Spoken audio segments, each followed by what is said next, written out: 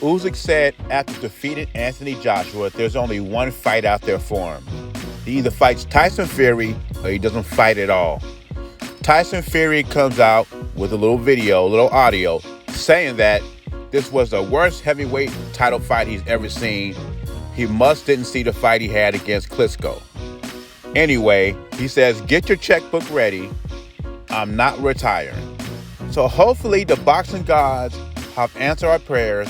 Tyson Fury will get enough balls and go in there and prove that he's the greatest heavyweight of this era. We know Bob Arum and Frank Warren want this fight, and they said it could be made. No resistance from Uysk. It's all on Fury. If this fight isn't made, it's all on Fury. Just like Eddie Hearn says, maybe he doesn't really want it. Now, when it comes to Anthony Joshua, I hear all kinds of excuses why he couldn't knock out Uysk. He has no chin. He hasn't been the same since the Andy Ruiz fight. And I don't buy any of those excuses. AJ was hit a lot in the Uysk fight. Matter of fact, both Uysk fights, he was hit on the chin and he didn't go down. I don't think there's anything wrong with Anthony Joshua's chin. I mean, he was put down by Klitschko and he got back up. Ruiz, he was stopped on his feet. And what's funny, when people talk about chins, especially the contradiction in YouTube boxing, is that Joshua don't have a chin, but they don't talk about Wilder's chin. Wilder was stopped by Fury once, and he was knocked out by Fury once. And Wilder says Fury has pillow fist. And no one talks about Wilder's chin. He even been wobbled by lesser opponents. And what about Fury's chin? He was knocked down by a cruiserweight, and he was knocked out by an overrated Wilder with 90% plus knockout percentage over lesser opponents. But we don't talk about their chins. Very interesting.